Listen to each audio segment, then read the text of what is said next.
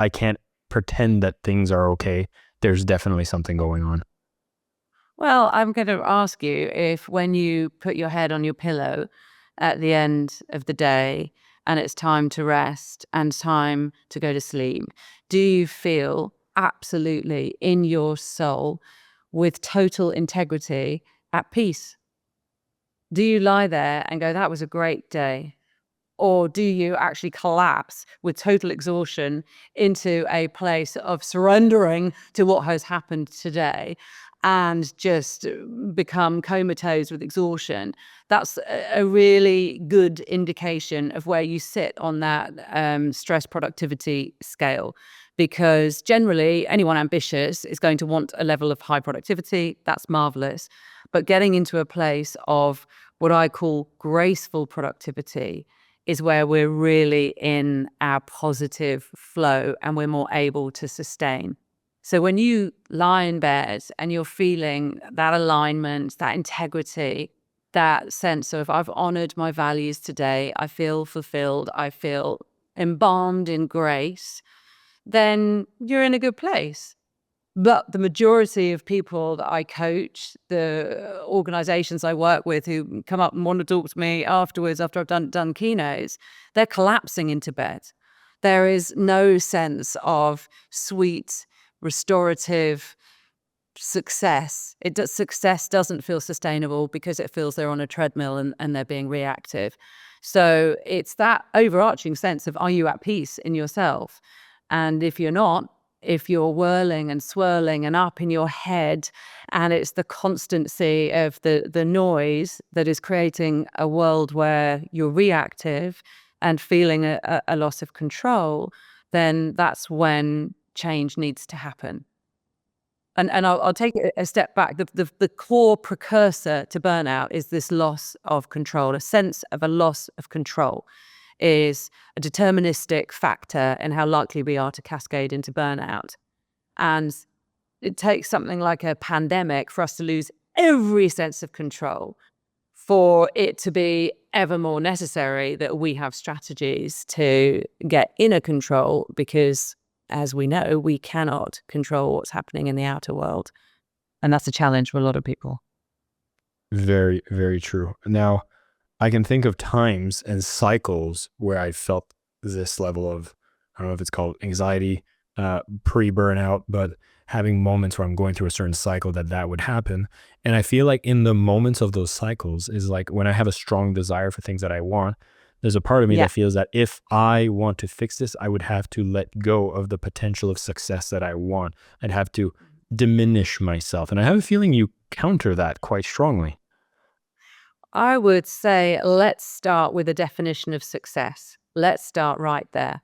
And let's deconstruct what perhaps has existed as your version of that utopian success.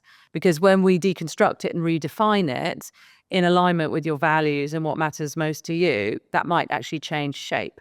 So I look at success holistically. So to get to that place of integrity before you sleep at night, you have to be mind, body, soul in alignment with what matters most to you. Now, when we spend too much of our time, energy, and attention chasing a success ideology that might be an extrinsically created one that isn't actually true to our own soulful desire for success, that's when we start to kilter out of balance. And understanding and deconstructing where the success ideologies have come from is the start point, because so often we are just caught up in these belief systems. The institutions, the families that have raised us have permeated what we believe we should be spending our lives chasing as a version of success.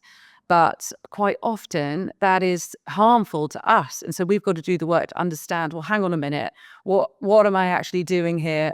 So I'll give you an example. So when I was running my first business, launched my first business back in 2004, and I had ferocious, wonderful growth very, very quickly. I'm an accidental entrepreneur, fell into it, and I just had an intention of giving never felt this good. That was my tagline. So I built this bespoke gift company. it grew and grew and grew. And at the same time, I was raising my young family, and I was blessed to have 2 children, then fell pregnant again. It was twins. Suddenly I've got 4 children under 7 and this burgeoning business. So, so intense. Now, I had a warped success ideology that for me to be a successful woman in business, I could do it all and I would not use childcare. Because for some reason, and I know it's to do with my upbringing and some belief system, that I had created a story that I was telling myself was that I would be a failure if somebody had to help me raise my children. And so I thought it was normal to work all day, every day around the kids. I was building a workforce in the house. People were coming into my house, tripping over potties and toys. And, I set up this business in the home, customer service in the playroom. I had my office in the lounge. The large format printer was in the nursery, the production area in the garage. And I was bringing people into my home so I could have the children. I had all this chaos going on. Then I would put the children to bed at night. Then I would work and do my thinking time. I thought that was normal. I mean, and I look back now and think, well, no wonder I was cyclically burning out. But I was clinging to a version of success that was fake and it wasn't mine. And it took me time to actually work out that I had to change that. So Bianca, it sounds like when you're in that path, you have these visions of what success looks like. So you're holding on to things that didn't even come from you, and you're kind of sabotaging yourself, making it harder for yourself when you don't even need to. And I'd be curious to know, when you work with individuals, obviously with the kids, and thinking, hey, there's different ways that I could have a management with the kids, like obviously having, somebody to take care of them. Are there other areas of life that are very common for people to hold on to, take care of, that causes more overwork, more burnout, that are easy to swap out as the moment you start thinking, hey, maybe I shouldn't be worrying about this? I think, it comes back, it's always individual. It's always absolutely individual. Each one of us is responding to stress and circumstances in different ways. So that's the start point, is recognizing and revering bio-individuality.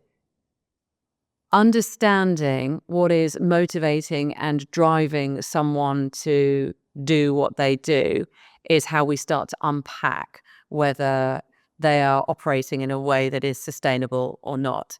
There's a very delicate balance of good, healthy stress that triggers us to get into peak performance, and it's good for us to allow a bit of that in our lives. That's where we get into that kind of high performance mode where we're invigorated and doing our do with impact.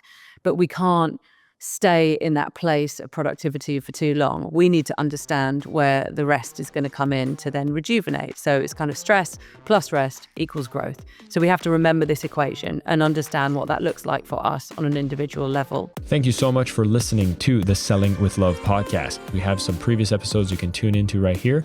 And if you prefer the short form content where you get to the point in under 10 minutes, we do have a ton of clips from our best episodes that are being shared on this channel as well. So pick which one supports you the most. And of course, thank you for liking, subscribing, and of course, selling with love.